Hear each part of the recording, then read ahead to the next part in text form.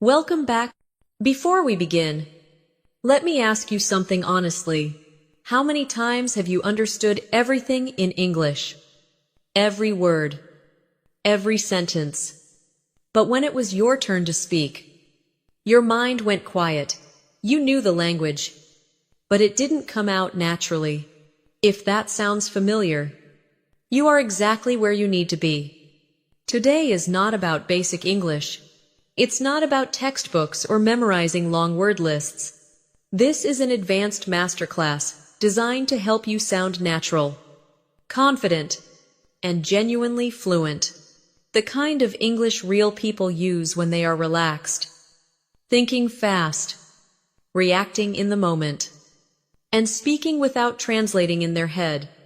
If you're serious about reaching a high level, close to C1 and beyond, this lesson will challenge you in the right way, not by overwhelming you, but by training your ear, your instincts, and your confidence at the same time. As you listen, don't just hear the words. Notice the rhythm. Notice how ideas flow. Notice how phrases connect naturally, without effort. That's what we're building here. And before we go further, if this kind of content helps you, take 1 second to like the video and subscribe to English in Mastery. It tells YouTube to show this lesson to more serious learners like you, and it helps this channel grow. Now, let's begin. At an advanced level, English stops being about correctness and starts being about presence. Native speakers don't plan sentences word by word. They react. They adjust. They feel their way through a conversation. That's the level you're training for now. One of the biggest differences between advanced learners and native speakers is not vocabulary size. It's comfort. Comfort with silence. Comfort with imperfect sentences. Comfort with thinking out loud. Let's start there. In real conversations, people rarely speak in perfect, polished sentences. They pause. They restart. They soften their opinions. They leave thoughts unfinished. And that's not a weakness. That's fluency. For example, instead of saying, "I disagree with your opinion because I believe it is incorrect," a native speaker might say, "I don't know. I kind of see it differently." Or, "I get what you're saying, but I'm not totally convinced." These phrases are not dramatic. They are subtle, but they signal confidence and social awareness. They make conversations smoother and more human. Listen carefully to how softening works. "I think, I feel like, it seems to me, from my experience I could be wrong, but..." These expressions don't weaken your message. They make it more natural. Advanced English is rarely aggressive. It's flexible. Now let's talk about listening at a higher level.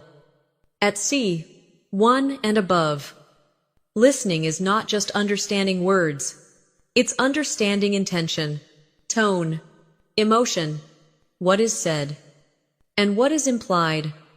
When someone says, "That's interesting," they might mean they're curious, or they might mean they disagree politely. Context and tone matter.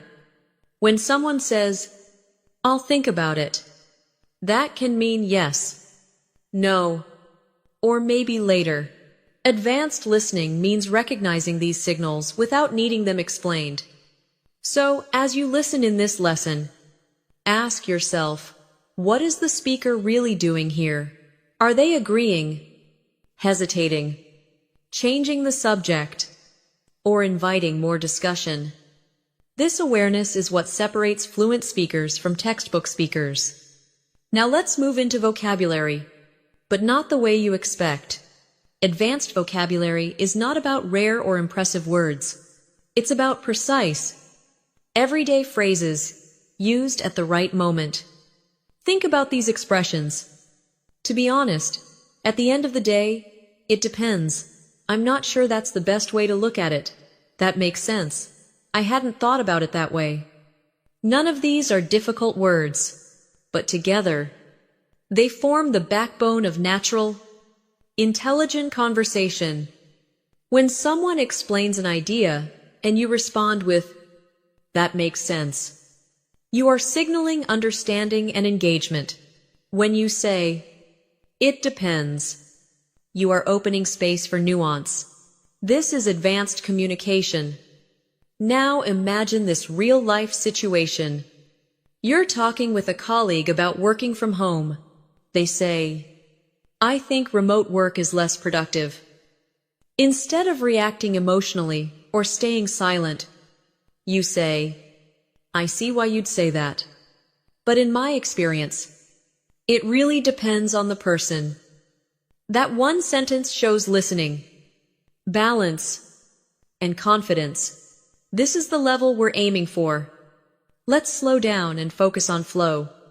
Native speakers often connect ideas using simple, flexible phrases.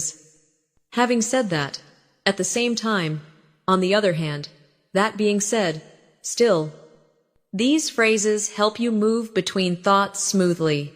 They prevent your speech from sounding abrupt or disconnected. For example, "I enjoy working alone." That being said, "I do miss the energy of a team sometimes." Notice how natural that sounds. No complex grammar, just clear structure and rhythm. Now let's address something many advanced learners struggle with: sounding too formal. You might have learned English through academic materials, which means your English is correct but stiff. Real conversations are lighter. Instead of "I am extremely tired due to excessive workload," a native speaker would say, "I'm exhausted. It's been a long week." Shorter, more human, more real. Advanced fluency often means simplifying, not complicating. Let's do a quick mindset reset. You are not trying to impress anyone with English. You are trying to connect. When you focus on connection, your language naturally becomes more fluent. Now, let's talk about thinking while speaking. Native speakers often think out loud.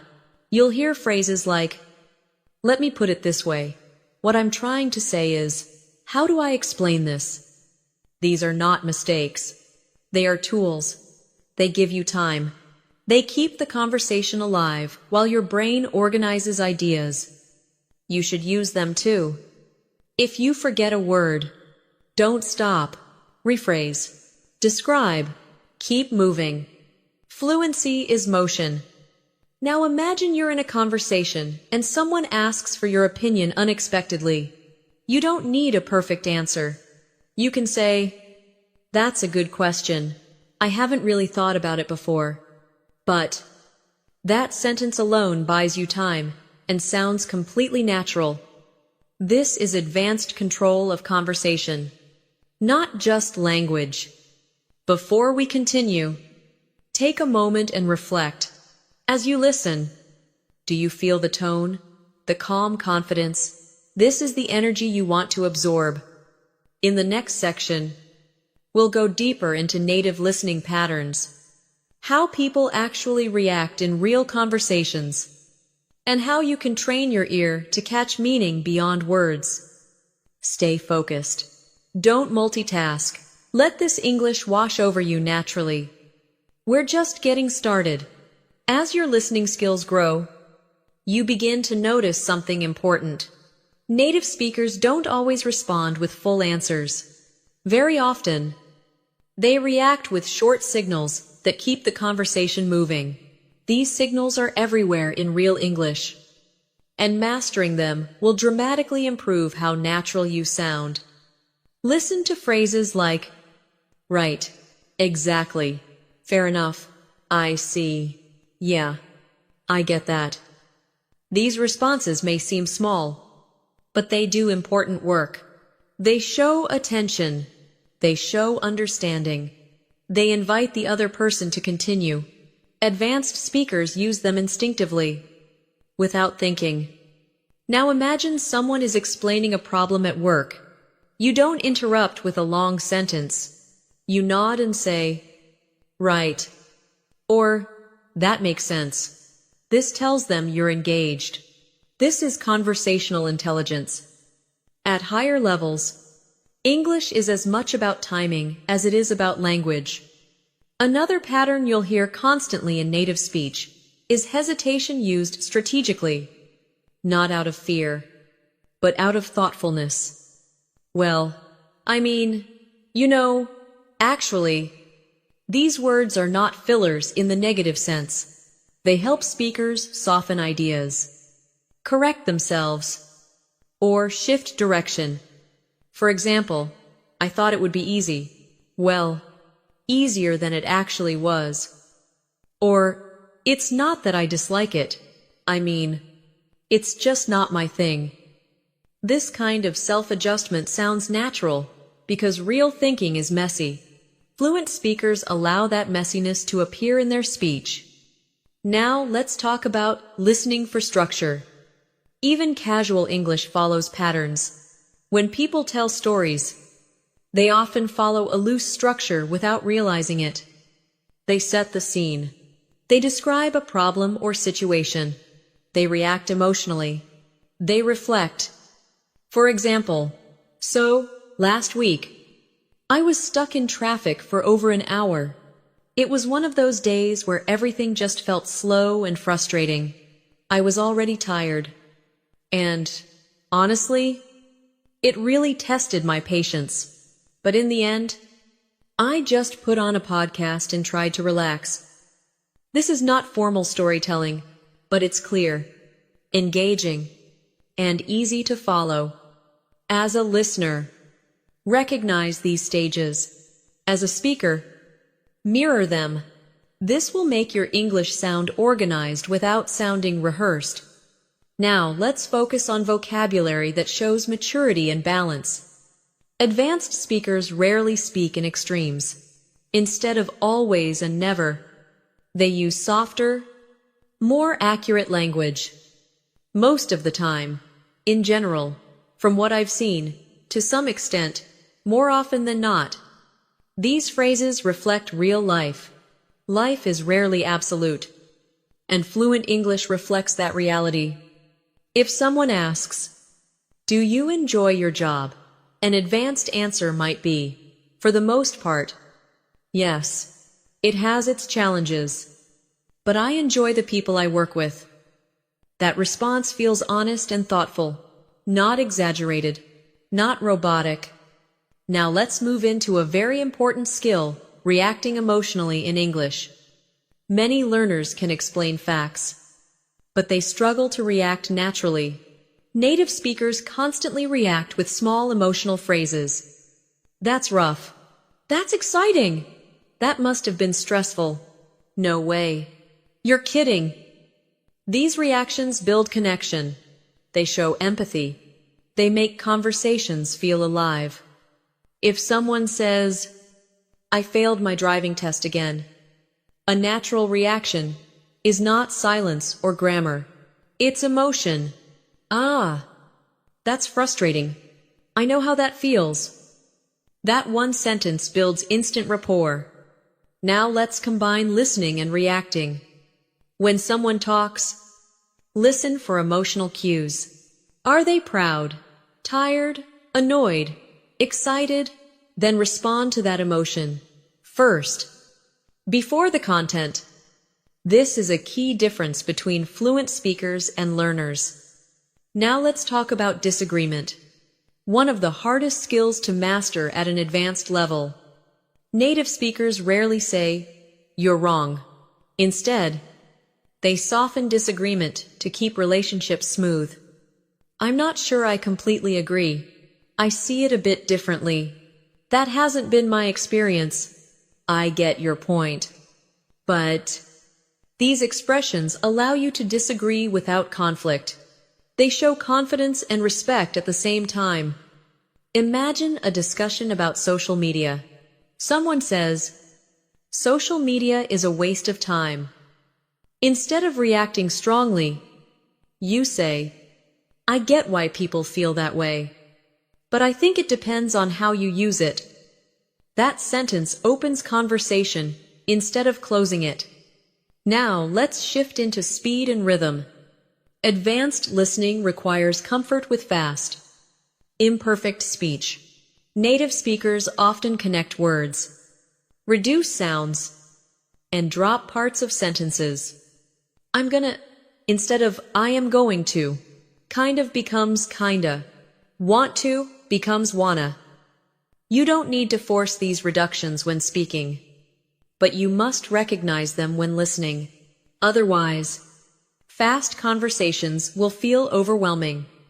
Train your ear by listening for meaning, not individual words. If you miss a word, don't panic. Stay with the sentence. Meaning usually reveals itself by the end. This is a mental shift. You are listening globally, not word by word. Now let's talk about confidence in unfamiliar topics. Advanced speakers are not experts in everything, but they know how to stay engaged even when they don't fully understand. You can say, I'm not very familiar with that, but it sounds interesting. I don't know much about it. How did you get into it? That's new to me. What's it like? These phrases turn confusion into curiosity. They keep you in the conversation. Silence caused by confusion is common for learners. Curiosity prevents that silence. Now let's move into storytelling again, but at a slightly higher level. Advanced speakers often add reflection to their stories. So yeah, that experience really changed how I look at things. Looking back, I probably learned more than I expected. At the time, it didn't seem important, but now I see it differently. These reflections show depth. They make your English sound thoughtful and mature. Practice adding one reflective sentence to your stories.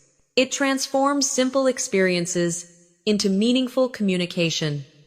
Now, pay attention to how native speakers end thoughts. They often trail off naturally. And yeah, that was pretty much it. So, lesson learned.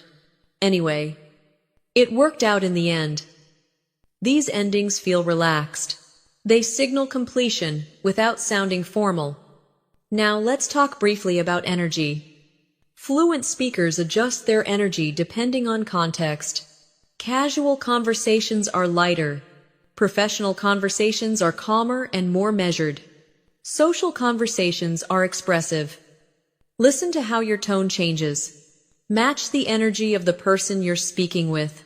This is called conversational alignment, and it's a powerful skill. Finally, let's reinforce something important. You don't become fluent by waiting until you're ready. You become fluent by speaking while you're still unsure. Every advanced speaker you admire once struggled with hesitation, mistakes, and self-doubt. What separates them is persistence, not talent. As you continue listening to this lesson, allow your brain to absorb patterns. Don't analyze every sentence. Trust exposure. Trust repetition. In the next part, we'll move deeper into real-life listening scenarios, including subtle responses, indirect answers, and how to read between the lines in everyday English. Stay present. Stay relaxed. Keep listening.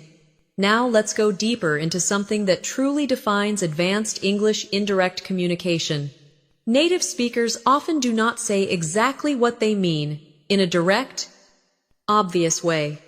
Instead, they imply, soften, or hint. If you can understand this level of meaning, your listening ability will move much closer to C2. Let's start with indirect answers.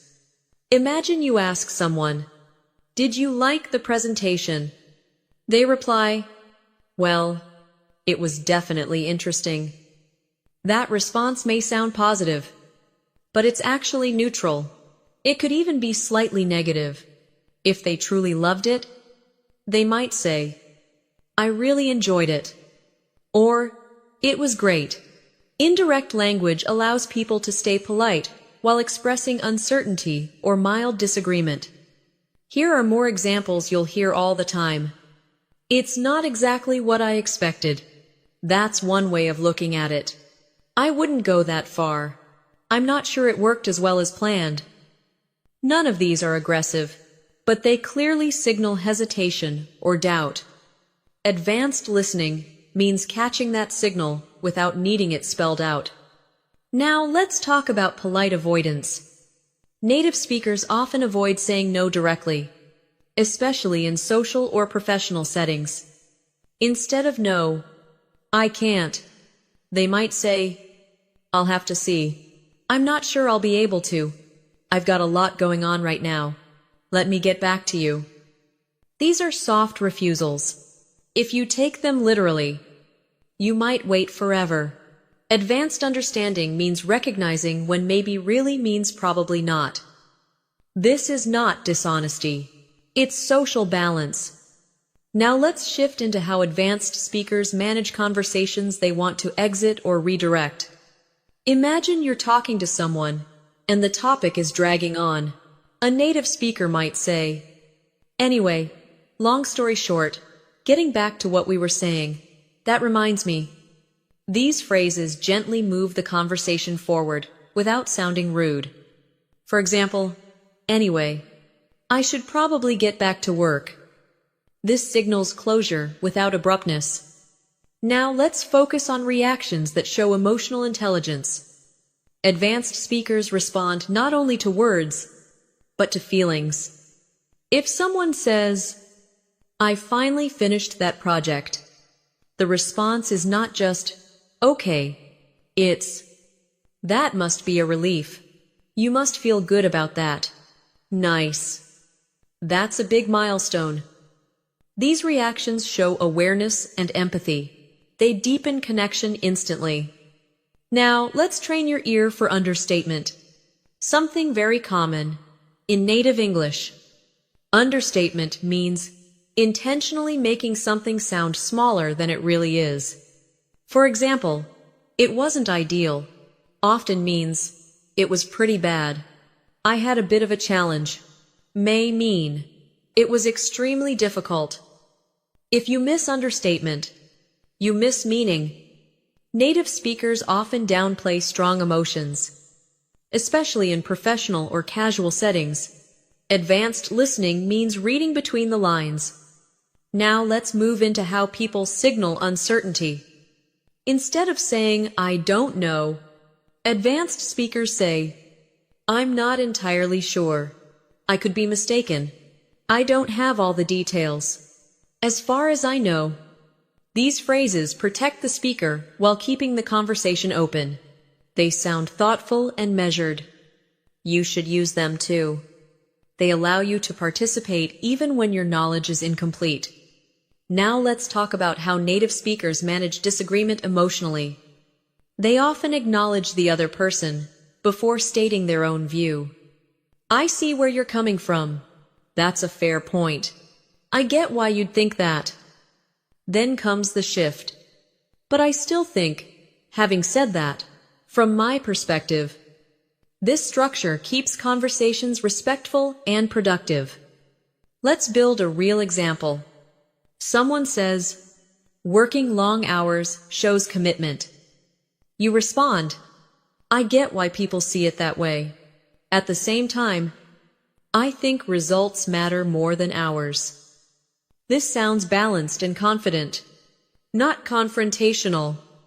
Now let's focus on advanced listening in fast, real environments. In real life, people interrupt each other slightly. They overlap. They react mid-sentence. This is not rude. It's engagement. You'll hear things like, "Yeah, exactly. Right. Right. I know what you mean." These short interruptions show alignment. As a listener, don't be confused by overlap. As a speaker, don't panic if someone reacts before you finish.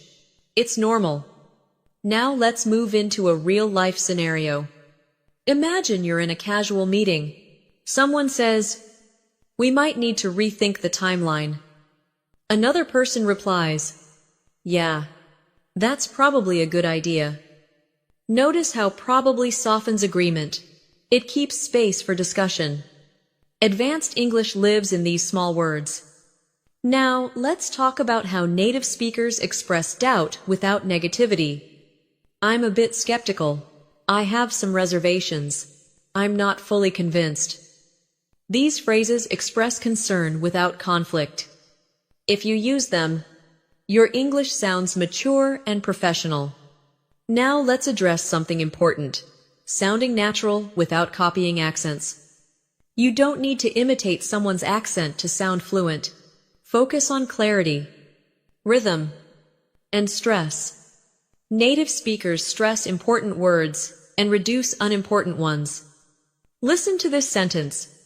I didn't really expect it to turn out like that. The stress falls on didn't. Really? Expect. Turn out. This stress pattern carries meaning. As you listen, notice stress more than pronunciation. Now let's talk about silence again, but at a higher level. Advanced speakers are comfortable pausing before answering serious questions. A pause shows thoughtfulness. You might hear, "That's a tough one. Let me think about that for a second." These phrases give you space. Use them. Silence is not failure. Silence is control. Now let's move into how people naturally summarize. Instead of repeating everything, native speakers say, "So basically," in short, at the end of the day. These phrases signal conclusion and clarity. They're powerful tools for structuring speech. Now, take a breath. Notice how all of this English feels calm, measured, and human. There's no rush, no performance, just connection. In the next part, we'll move into longer, real-life listening moments. How people narrate experiences naturally, and how you can train yourself to respond without planning every sentence. Stay with it. Let your brain adapt. This is how advanced fluency is built. Now we're going to slow things down even more and focus on something that separates strong C1 speakers from truly advanced ones: responding without rehearsing. This is where English starts to feel automatic, not forced. In real conversations, native speakers rarely plan their responses in advance. They listen, react, adjust, and keep moving. Their responses are shaped by the moment, not by memorized structures. Let's talk about reactive language. Reactive language is what you say immediately after someone speaks. It's not a full answer. It's the bridge between listening and responding. You'll hear phrases like, "Yeah, I know what you mean. That's true. I hadn't thought of it like that. That's interesting." These reactions buy you time and show engagement. They also make conversations feel fluid instead of stiff. For example, someone says, "I've been thinking about changing careers." You don't jump straight into advice.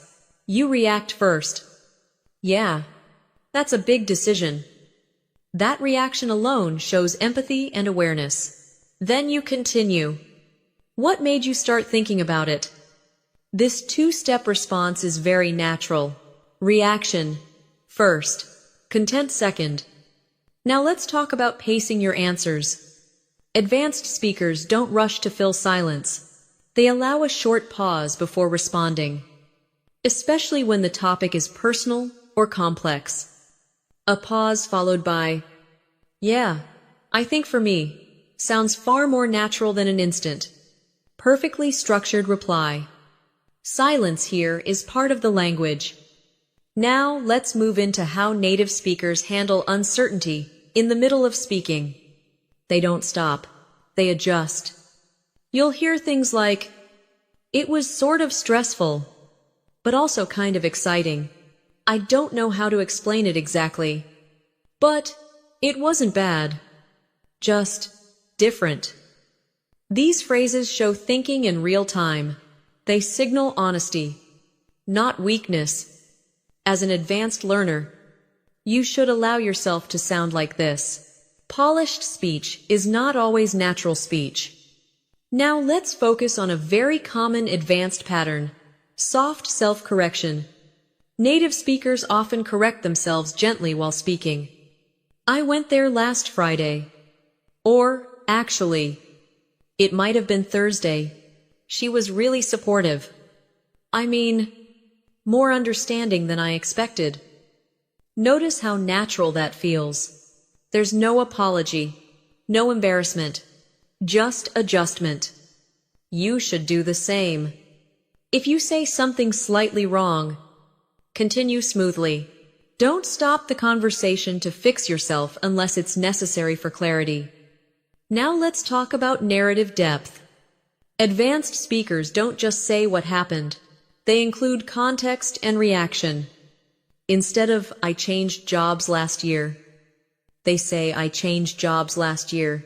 I wasn't really happy where I was, and I felt like I needed something more challenging."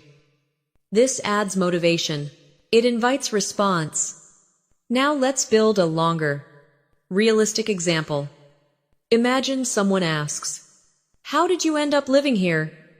A natural advanced response might be, "Well, it wasn't exactly planned.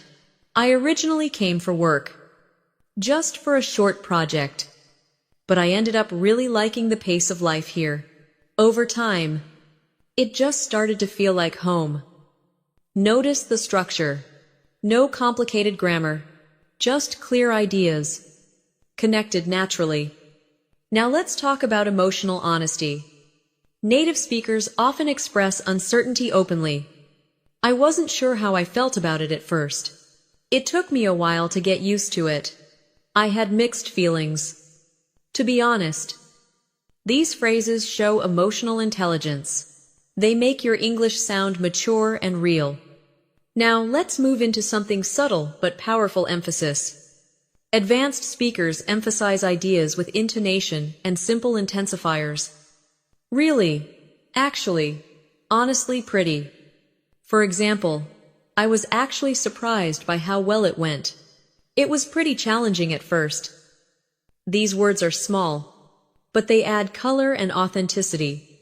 Be careful not to overuse them. 1 or 2 per thought is enough. Now let's talk about follow-up questions. A key skill for advanced conversation. Instead of changing topics quickly, native speakers stay with the current one a little longer. They ask, "How did that make you feel? What was the hardest part? Would you do it again?" These questions deepen the conversation. If someone says, "I moved abroad last year," a weak response is, "Oh, nice." A strong response is, "That's a big move. What was the hardest part at the beginning?" This shows curiosity and presence. Now let's shift to how people express limits. Advanced speakers set boundaries politely. "I'm not completely comfortable with that. I'd rather not get into that. That's not really something I want to discuss." These phrases are calm and respectful. They protect you socially without sounding defensive. You should know them and feel comfortable using them. Now, let's talk about how people slow conversations down.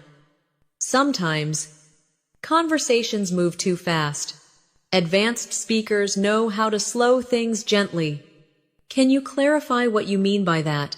Just to make sure I understand. When you say that, do you mean? These phrases show care and professionalism. They prevent misunderstandings. Now let's revisit listening again, but from a deeper angle. Advanced listening means noticing shifts in tone. When someone's voice drops, slows, or becomes quieter, the topic is usually more serious. When it speeds up, they may be excited or nervous. Pay attention to these signals. They guide your response. Now let's address a common advanced fear, sounding boring. Many learners worry they don't have interesting things to say, but interest comes from engagement. not stories. If you respond thoughtfully, ask good questions, and react emotionally, you will never sound boring. You don't need dramatic stories. You need presence. Now take a moment and reflect on how this English feels. Calm, controlled, flexible.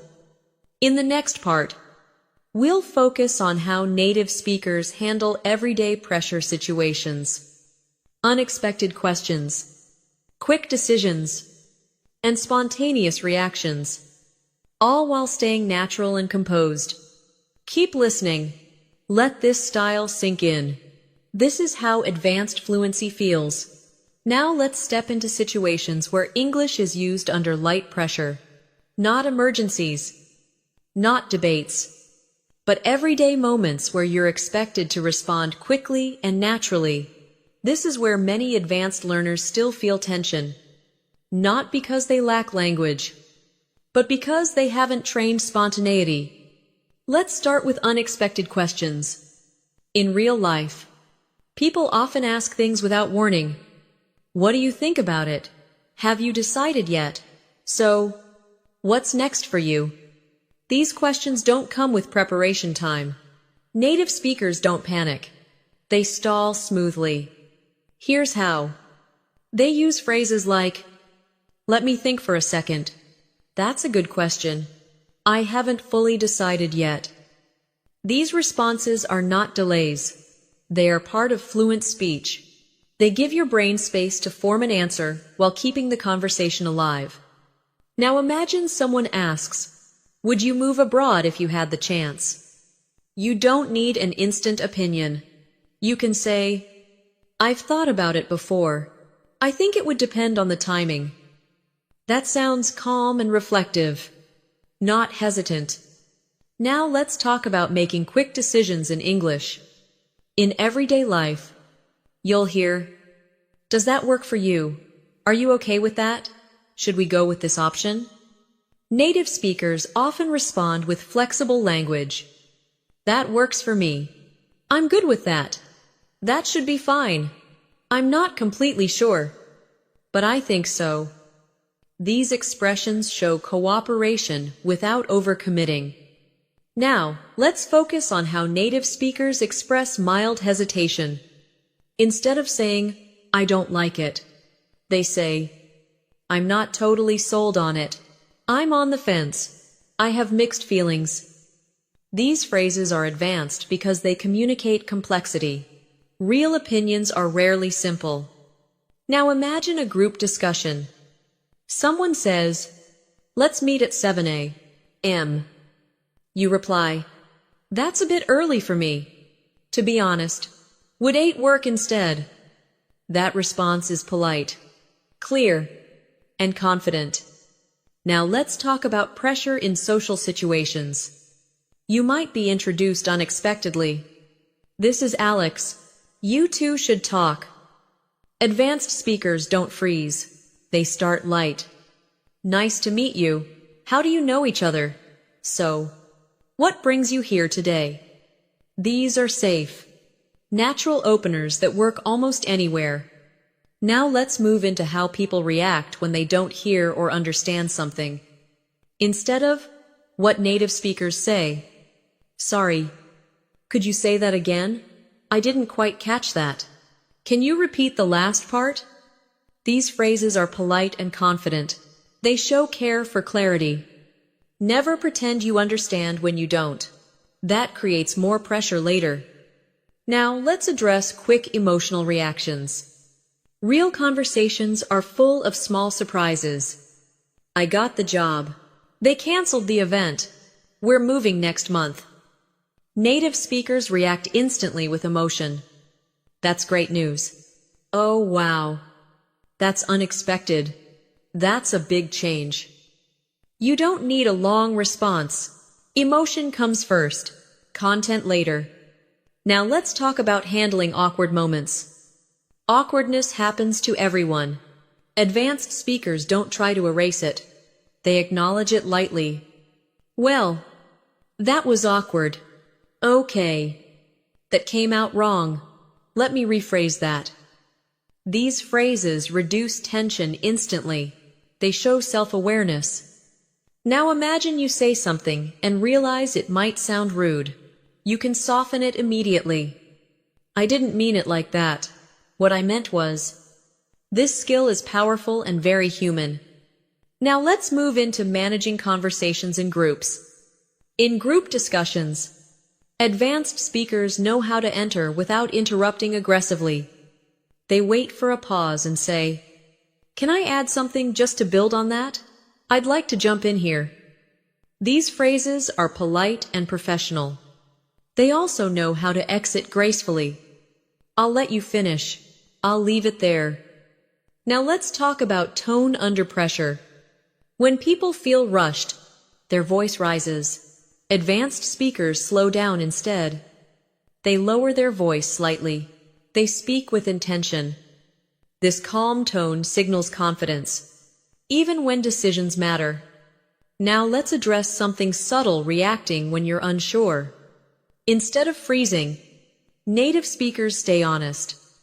"I'm not entirely sure yet. I need a bit more time to think about it. I don't have a strong opinion either way." These responses are acceptable. You don't need certainty to sound fluent. Now let's focus on real-life professional English. In meetings, people often say, "Let's circle back to that. Can we revisit this later? I think we're aligned." These phrases manage time and expectations. They're not fancy. They're functional. Now listen carefully. Advanced English is not fast. It's controlled. People who sound fluent are not rushing. They're choosing words that fit the moment. As you continue listening, notice how everything stays calm, even under pressure. In the next part, we'll focus on how native speakers handle everyday conversations that slowly become deeper, more personal, and more meaningful, without forcing intimacy or sounding unnatural. Stay with it. You're training instinct now, not memory. Now let's move into conversations that gradually become more personal.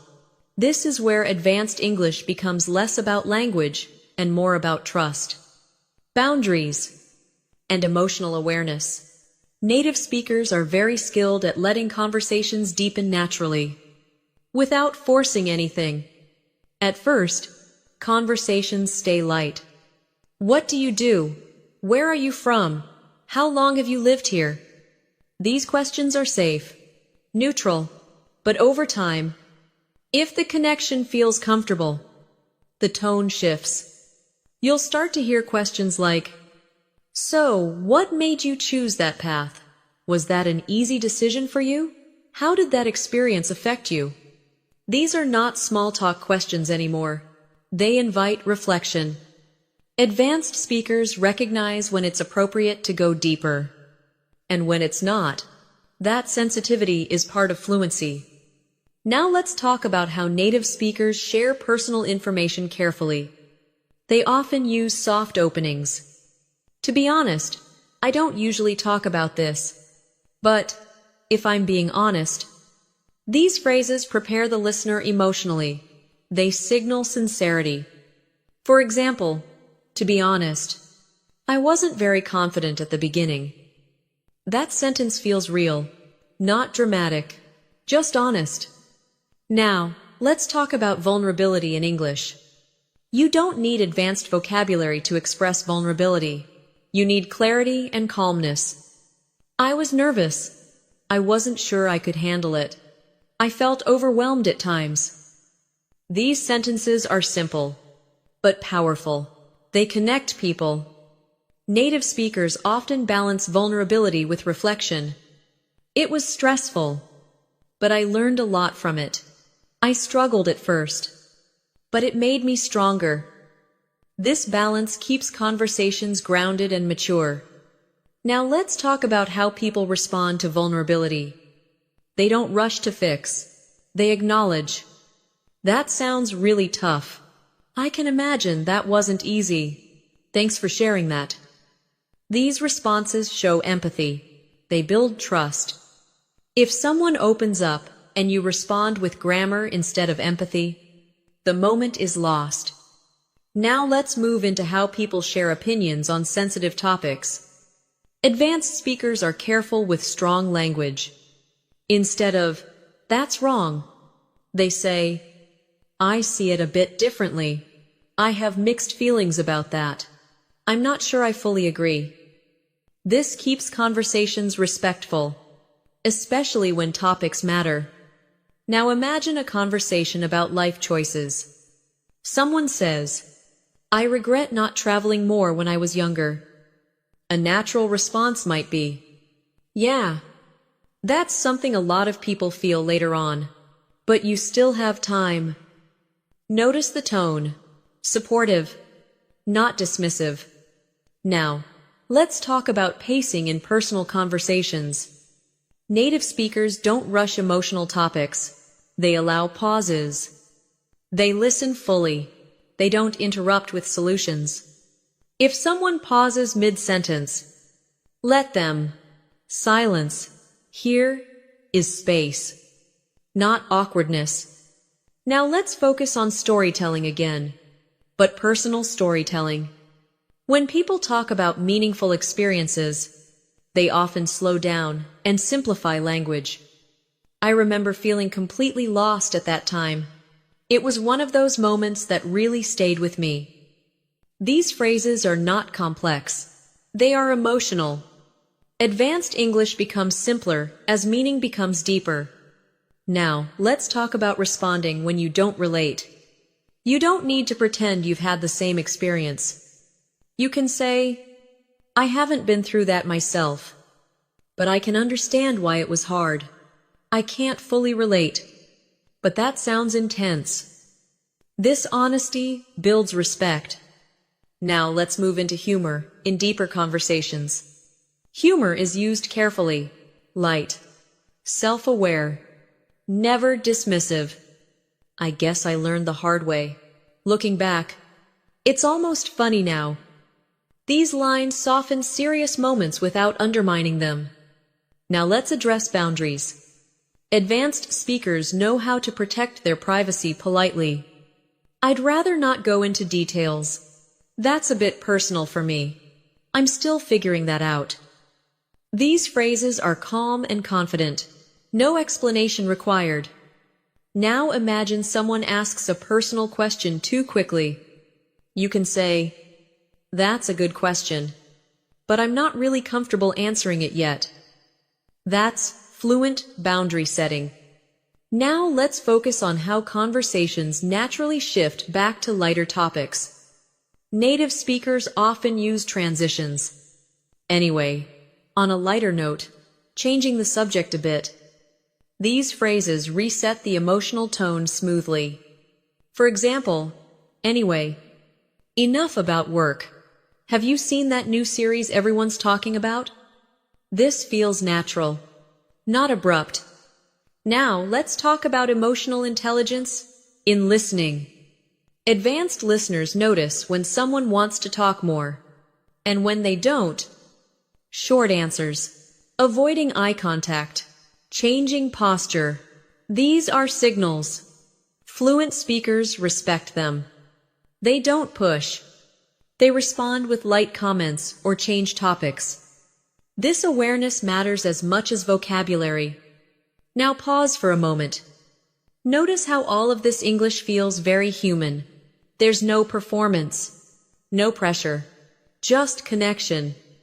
In the next part, we'll focus on how native speakers navigate everyday, professional, and social environments at the same time, switching tone smoothly and staying natural across different roles. Keep listening. You're training instinct, not rules. Now, let's focus on something that advanced speakers do, almost unconsciously, switching registers. This means adjusting the way you speak depending on where you are, who you're talking to, and what role you're playing, without sounding like a different person. In real life, English is not one fixed style. It's flexible. You don't speak to a close friend the same way you speak to a manager, But fluent speakers don't completely change their personality either. They simply adjust tone, word choice, and structure. Let's look at how this works naturally. In a casual setting, you might say, "Yeah, that works for me. I'm pretty flexible. Let's see how it goes." In a professional setting, the same ideas become, "That works on my end. I'm open to options. Let's take it step by step." Notice the difference. The meaning is the same. The tone is slightly more measured. Nothing dramatic. Nothing forced. Advanced fluency means you can do this without stopping to think. Now let's talk about workplace English that sounds natural, not corporate. Native speakers avoid sounding too formal unless the situation truly requires it. Even in professional environments, English is conversational. Instead of, "I would like to request clarification regarding this matter," they say, "Could you clarify that for me?" Or, "Just to make sure I understand." These phrases are polite, professional, and human. Now let's move into meetings. In meetings, advanced speakers signal agreement and alignment smoothly. "I agree with that. That makes sense to me. I'm on the same page." They also know how to gently express concern. "I have a small concern about the timeline. One thing we might want to consider." These phrases keep discussions productive without tension. Now imagine someone proposes an idea you're unsure about.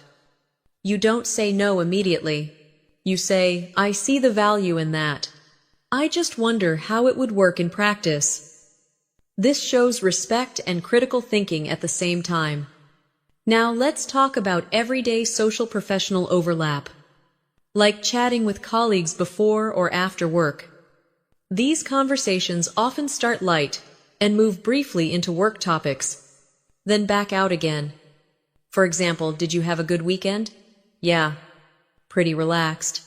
I finally caught up on sleep. How about you?" "Not bad. By the way, are we still meeting tomorrow?" Notice how smoothly the topic shifts. No announcement, no pause, just flow. Advanced speakers move between personal and professional topics like this all the time. Now let's focus on how native speakers manage small misunderstandings. Misunderstandings are normal. Fluent speakers don't dramatize them. They say, "Oh, I think there's been a misunderstanding. I might not have explained that clearly. Let me rephrase." These phrases reset the conversation calmly. Now let's talk about emails and spoken English briefly, because many learners confuse them. Spoken English is usually simpler and more direct than written English. In speech, native speakers say, "I'll send it over later today. Let's touch base tomorrow. I'll follow up on that." These are natural spoken phrases. They sound strange if you try to translate them literally. Now, let's move into decision-making language. Advanced speakers rarely sound absolute. Instead of, "This is the best option," they say, "This seems like the best option for now." Instead of, "We must do this," they say, "I think this might be the right approach." This language leaves room for adjustment. That flexibility is a sign of experience. Now let's talk about confidence again, but in a quiet way. Advanced confidence is calm. It doesn't rush. It doesn't dominate. It sounds like, "I'm comfortable with that decision. I stand by that choice. I'm confident this will work." No extra explanation. No defensiveness. Now imagine you're asked to explain something you know well. Advanced speakers don't overload details. They start with the big picture. So, essentially, what's happening is, then they add detail only if needed. This makes their English clear and persuasive. Now let's focus on listening in mixed environments. In group settings, people may speak differently. Some are direct. Some are subtle. Some speak more, some less. Advanced listeners track the room, not just the words. They notice who wants to speak, who has finished, who is hesitant. They adjust accordingly. Now let's talk about ending professional conversations naturally. Native speakers don't end abruptly. They say, "Thanks for taking the time. This was really helpful. Let's keep in touch." These closings leave a positive impression. Now pause for a moment. Notice how this English feels grounded. Nothing flashy, nothing forced, just practical, adaptable communication. In the next part, we'll focus on how advanced speakers handle opinions, values, and abstract ideas in everyday English, without sounding academic or vague. Stay focused. You're building real-world fluency now. Now let's move into conversations where ideas matter more than facts. This is where advanced English becomes subtle, flexible, and reflective. Native speakers often talk about opinions, values, and abstract topics in a way that feels natural, not intellectual or heavy.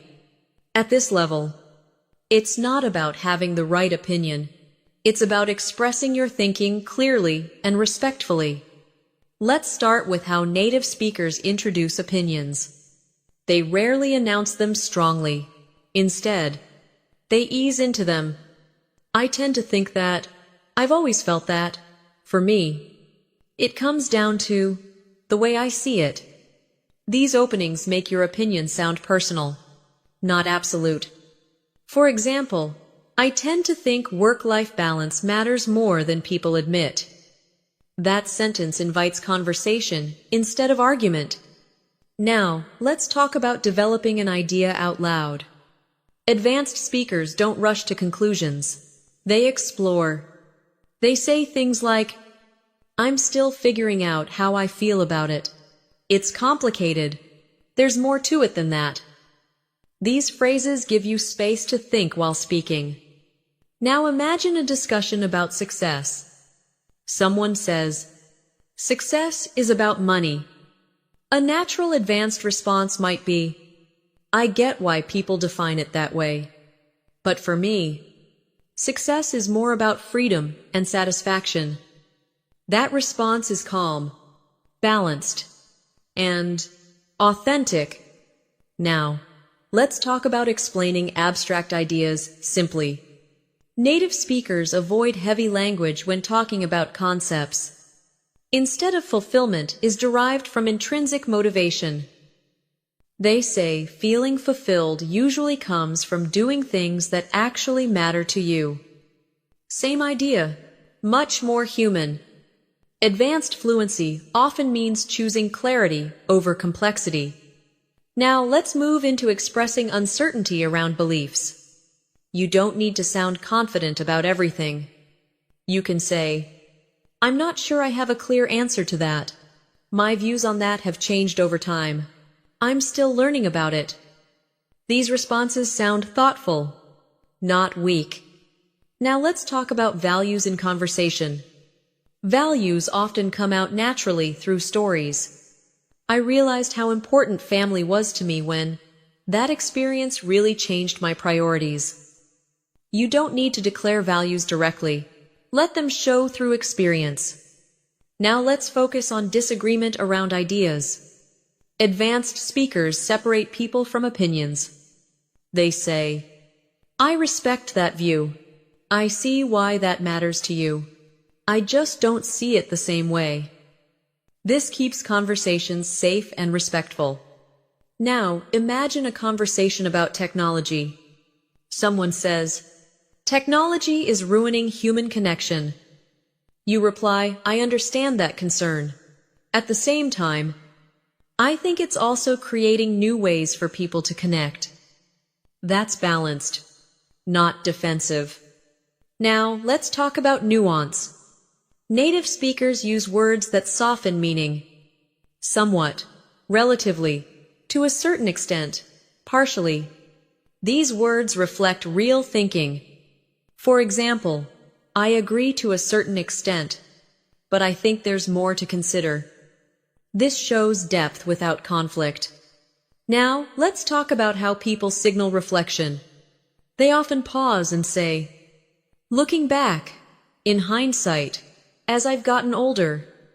These phrases show growth and perspective. They make conversations richer. Now, let's move into how people respond to big questions. What do you really want in life? What matters most to you? Advanced speakers don't rush answers. They say, "That's something I think about a lot. It's hard to put into words." These responses sound honest and human. Now let's talk about summarizing your thinking. Native speakers often wrap up with, "So for me, at the end of the day, when it comes down to it." These phrases signal closure without sounding final. Now let's focus on tone again. When discussing abstract ideas, native speakers slow down slightly. They choose words carefully. They don't dominate. This calm tone invites dialogue. Now let's address one more important point. You don't need perfect vocabulary to talk about complex ideas. You need structure and sincerity. Simple language, used thoughtfully, is powerful. Now pause and notice how this English feels reflective. Not rushed. This is how fluent speakers talk about meaning, not just information. In the next part, we'll focus on how advanced speakers tell longer stories naturally, keep listeners engaged, and hold attention without over-explaining. Stay present. You're building depth now. Now, let's focus on one of the most powerful tools in advanced English, telling longer stories without losing your listener. Native speakers are very good at this. Not because their stories are dramatic, but because they know how to pace information and keep the listener emotionally involved. At an advanced level, storytelling is not about details. It's about direction. Native speakers guide the listener through the experience. They signal where the story is going. They use phrases like, "So the thing is, what ended up happening was, that's when I realized, long story short." These phrases help listeners follow along without effort. Now let's look at how native speakers start longer stories. They rarely jump straight into details. They set context first. Something interesting happened the other day. I had one of those moments last week. This reminds me of something that happened a while ago. These openings prepare the listener. They say, "A story is coming." Now imagine someone asks, "Why did you decide to change careers?" A natural advanced response might begin like this. "Well, it wasn't a sudden decision. It kind of built up over time." That sentence creates anticipation. Now let's talk about pacing. Native speakers slow down important moments and speed up unimportant ones. They say, "I'll skip the boring parts. The details aren't that important." So after a while, this keeps stories focused and engaging. Now, let's move into emotional layering. Advanced speakers include feelings as the story unfolds, not just at the end. I was excited at first, but then I started to doubt myself. At the time, it felt overwhelming. These emotional shifts keep listeners invested. Now let's build a realistic, longer example. Imagine you're explaining a difficult decision. You might say, "I'd been thinking about moving for a long time. At first, it was just an idea in the back of my mind. But then, work started to feel repetitive, and I realized I wasn't growing anymore. That's when it really hit me that I needed a change." Notice how this flows. Simple language, clear direction. Now let's talk about signaling reflection. Native speakers often pause mid-story to reflect. Looking back, that was probably the turning point. At the time, I didn't realize how important it was. These reflections add depth and maturity. Now let's focus on keeping the listener involved. Advanced speakers occasionally check in. You know what I mean? I think you've probably experienced something similar. These are not questions that require answers. They build connection. Now let's talk about endings. Native speakers don't over-explain endings. They let the meaning settle. They say, "And that was that. In the end, it worked out. It taught me a lot." Short, calm, complete. Now let's talk about humor in storytelling. Humor is often subtle and self-directed. Looking back, I probably should have seen it coming. It sounds obvious now. These lines make stories relatable. Now let's talk about what to avoid. Advanced speakers avoid listing every detail. They avoid long explanations that lose energy. If something doesn't serve the story, they leave it out. This is a skill. Now let's move into everyday storytelling. You don't need big events. A story about missing a bus, having an awkward conversation, or making a small mistake can be engaging if told well. It's about how you tell it, not what happened. Now let's focus on listening again. When someone tells you a story, advanced listeners respond with, "That makes sense. I can see why that stuck with you. That must have been a learning experience." These responses show understanding beyond facts. Now let's talk about transitions within stories. Native speakers guide listeners smoothly. So anyway, after that, not long after. These phrases keep things moving. Now pause. Notice how storytelling in advanced English feels relaxed. There's no rush, no performance, just clear, human communication. In the next part, we'll focus on how advanced speakers close conversations and leave strong, natural impressions without sounding scripted. Stay with it. You're nearly there.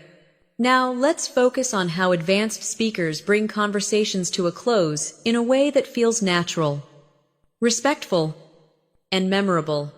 Ending a conversation well is just as important as starting it.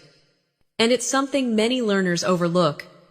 Native speakers rarely end conversations abruptly unless there's urgency. Instead, they signal closure gradually. They use phrases like, "Anyway, I should probably get going. It's been really nice talking to you. I don't want to keep you too long. I'll let you get back to it." These expressions prepare the listener.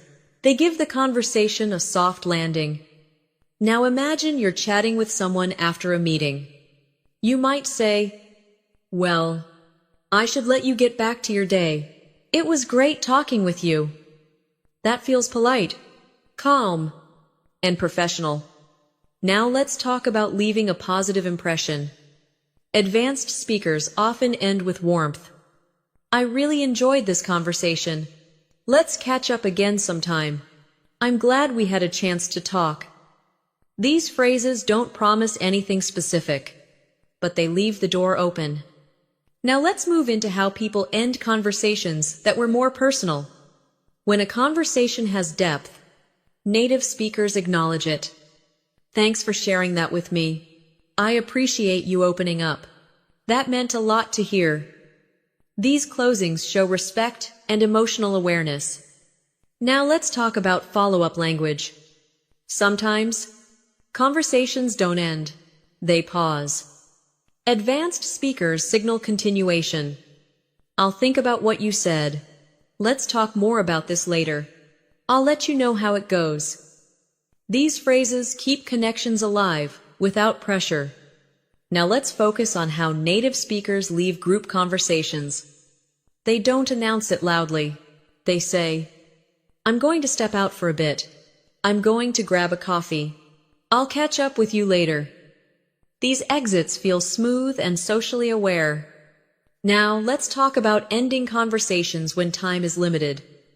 Advanced speakers respect time clearly. "I only have a minute.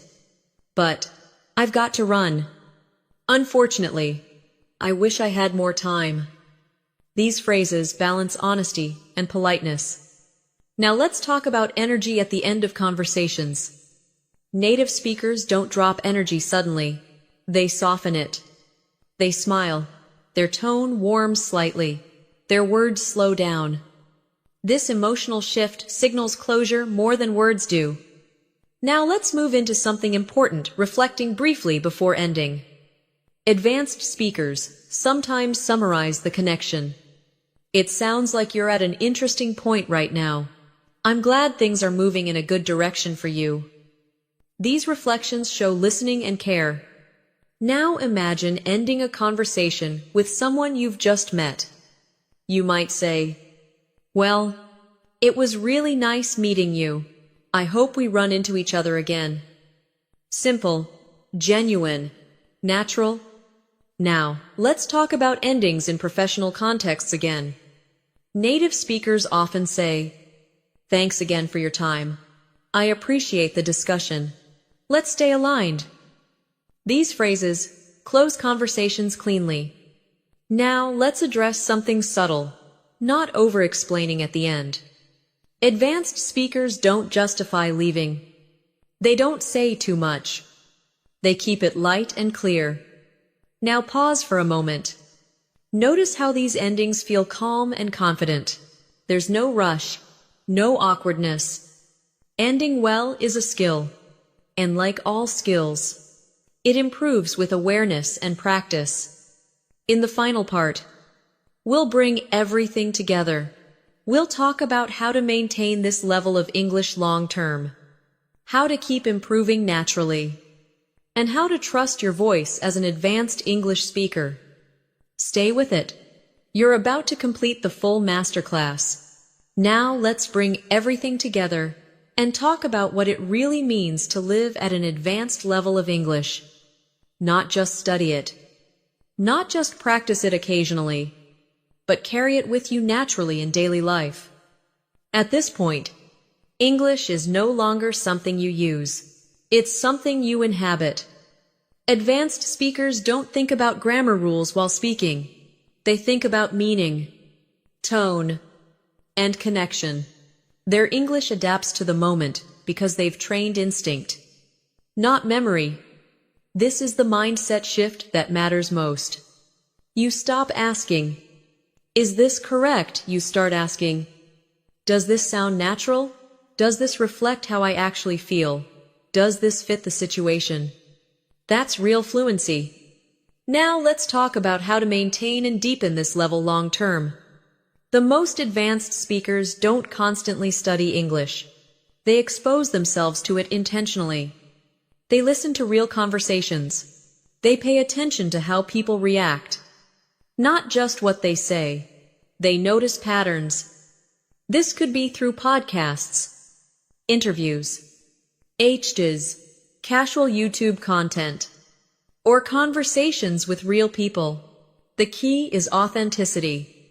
If the English feels slightly messy, slightly imperfect, that's good. That's real. Now let's talk about active listening as a lifelong habit.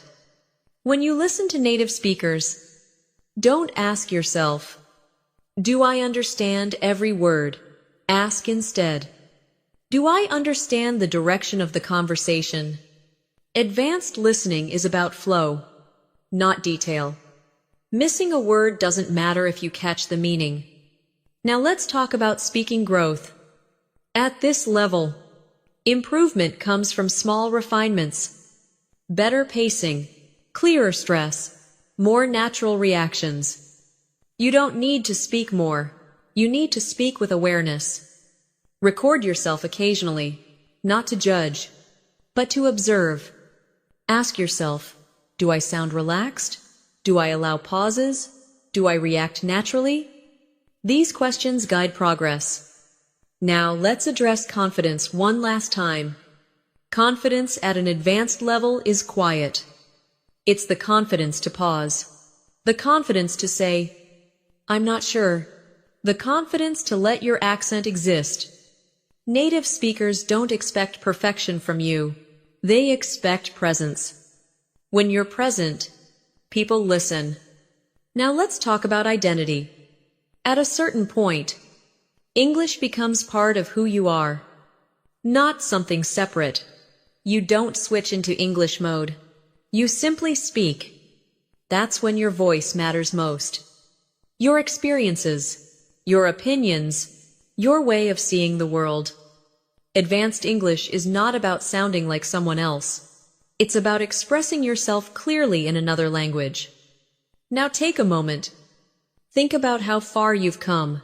The hesitation you used to feel. The silence that used to scare you. The moments you avoided speaking. Those moments don't control you anymore.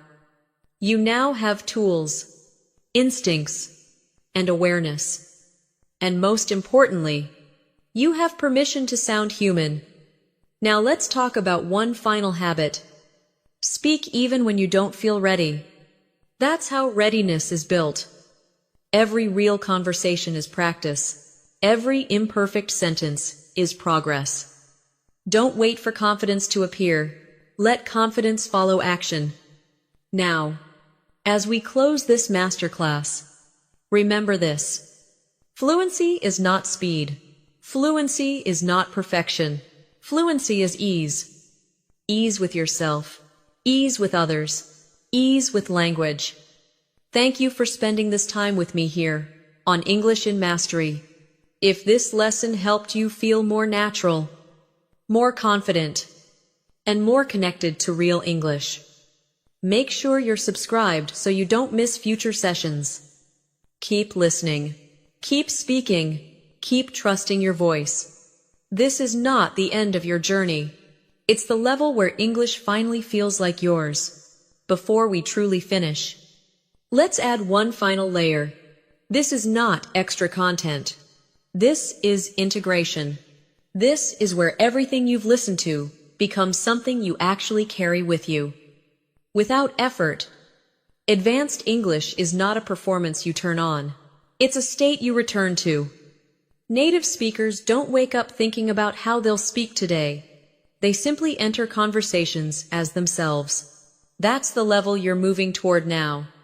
So let's talk about what this looks like in real life. Day after day, you walk into a cafe. You order without rehearsing. You react naturally if something goes wrong. You smile. Adjust. Move on. You join a conversation. You listen more than you speak. You react first, then respond. You don't rush to sound impressive. You share your thoughts. You don't over-explain. You don't apologize for pauses. You trust simple language. This is advanced fluency in action. Now let's talk about something many learners don't hear enough. You are allowed to sound like you. Advanced English does not erase your personality. It reveals it. Some people are calm. Some are expressive. Some are reflective. Some are direct. There is no single native personality to copy. There are millions. Your goal is not to sound American, British, or Australian. Your goal is to sound natural, clear, and present. Now let's talk about mistakes one last time. At this level, mistakes are not errors. They are variations. Native speakers constantly change sentences midway. They choose a better word halfway through. They abandon ideas and restart. You've heard this throughout the lesson. So, when you hesitate, don't label it as failure. Label it as thinking. When you pause, don't apologize. Use the pause. When you forget a word, don't freeze. Describe it. Move forward. That's what fluent speakers do. Now let's talk about long-term growth without burnout. You don't need to study harder. You need to stay connected. Listen to English you enjoy. Speak when it feels relevant. Notice patterns casually. If English becomes heavy, you're doing too much. Fluency grows best when language is tied to meaning, not pressure. Now let's talk about confidence again. But this time very clearly. Confidence is not loud. Confidence is not fast. Confidence is not certainty. Confidence is comfort with uncertainty. When you can say, "I'm not sure," without feeling small, you're fluent. When you can pause without panic, you're fluent. When you can express yourself without translating, you're fluent. Now let's close this masterclass properly. Not with advice, not with rules, but with permission. Permission to speak imperfectly. Permission to sound human. Permission to take your time. Your English does not need approval. It needs use. Every conversation you have from now on reinforces what you've built here. So take this with you. Into meetings, into casual chats, into quiet moments, into moments where you don't know what to say yet. That's where fluency lives. Thank you for staying with this masterclass from beginning to end. This is English, and this is the level where English stops being something you learn and starts being something you live. Keep going. Your voice is ready.